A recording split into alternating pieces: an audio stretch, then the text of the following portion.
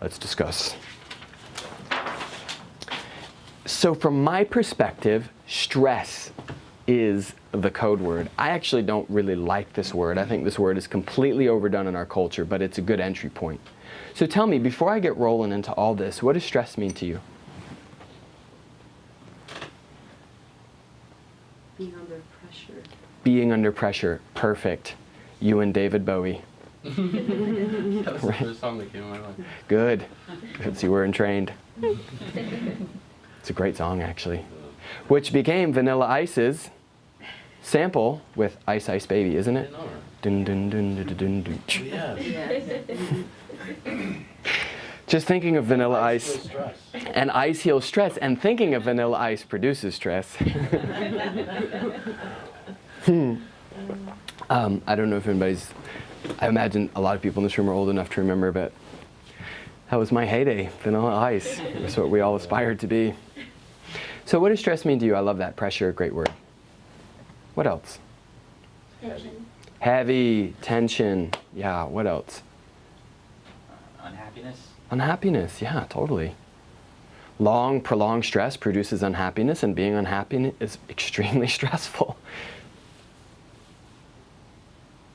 Not being able to find calmness. That's it, not being able to find calmness. That's right. It can be exhausting. Stress is absolutely exhausting. What else? Overload. Yeah, overload. That's a really good word. In fact, we're going to cover that right here.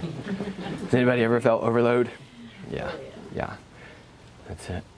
And I'll get into this a bit later, but we live in a very overloaded society. I mean, there's just the constant bombardment of demands and information and incessant news. And I don't just mean news from, Fox or CNBC. I just mean this assault of the Facebook feed and the Instagram and the Periscope. I mean, like, when does it ever end? I don't know that it's making us more happy. I don't know. It's certainly giving us an illusion of connectivity, of connection. I'm not so sure that it produces real intimacy, but hopefully these things, with conscious, enlightened, awakened people, can be used for good. But the immense growth of the tools of pseudo-connectivity are extraordinary, and they actually change our brains. I mean, they change the reward system in our brain, whereby we find pleasure and joy in everything. It's like a mini hit of cocaine every time you look at those things in terms of its activity in the brain. So we'll get to that in a little bit. Anything else? I was thinking of architecture, and obviously because you have a triangle, and I was thinking about ancient Egypt, and it doesn't have to be pertaining to ancient Egypt, but anything with architecture is laid out so that there are certain points where the points absorb stress. Yes. And the triangle is one of the most structurally sound shapes, diagrams, whatever. And I also thought about the Ankh, but I don't know why, but the Ankh is, in Egyptian, they talk about how the energy flow goes up and it comes around and it comes back down, and there's a certain shape to it. Yeah. There's a certain shape to where the energy flows perfectly at its own speed throughout the fluctuation of the structure of the body. Well, that's it. I mean, you make some very good points. The structures of our body, the structures of our life, the structures of our thinking, when they're optimal, there are these nodal points that can absorb and reorganize and take care of stress, right? We're sort of optimized. But when there's breakdown in those internal or external structures, physically, mentally, emotionally, energetically even, you can get off track. I think it's great. And you mentioned the Ankh. I don't know much about Egyptian stuff, but I mean, that flow of energy, that flow of intelligence, that flow of life, that's just the most natural thing there is. So when that breaks down, we get more easily overwhelmed, we can't find the calm within, we don't have that sense of resourcefulness, and stress adds up. So, I'm going to explain the triangle in 1 second, but I think a great definition of stress is when the demands in our life, whether real or perceived, are greater than, that's a caret sign for you high school math dropouts like me, the demands of life, whether perceived or real, whether internal or external, are greater than the resources that we have, internal or external, perceived or real. And so that sense of when the demands of life are outpacing the resources that we can connect to, we experience stress. Now F3, F cubed, I notice is a faith, fitness, and friendship exercise group. That's not what I'm indicating here. What happens is in prolonged stress, there's 3 sort of options that the nervous system can go in. This is just slightly technical, but stay with me because this is important. So let's say we're stressed, and let's say the demands will outpace the resources. This happens. Your internal mind, your internal brain, your internal nervous system hardware says, oh no, danger. Danger.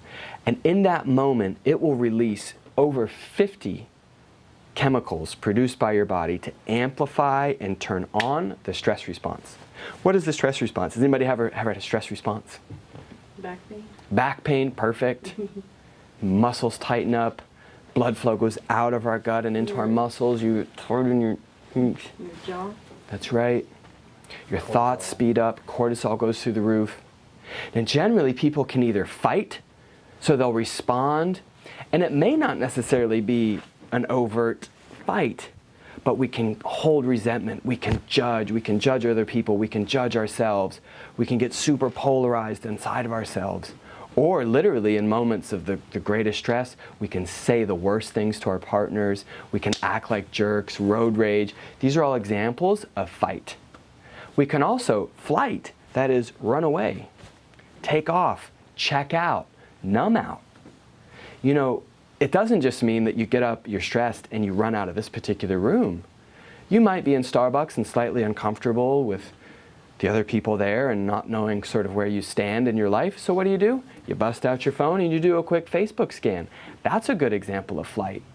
Get online, shop, internet pornography, online gambling. I mean, you name it. There's what's that? That creates more stress. Well, you just nailed it, because then most of the ways that we react to stress produce more stress. So we have the fight, we have the flight, and again, there's a number of ways that can happen. The more overt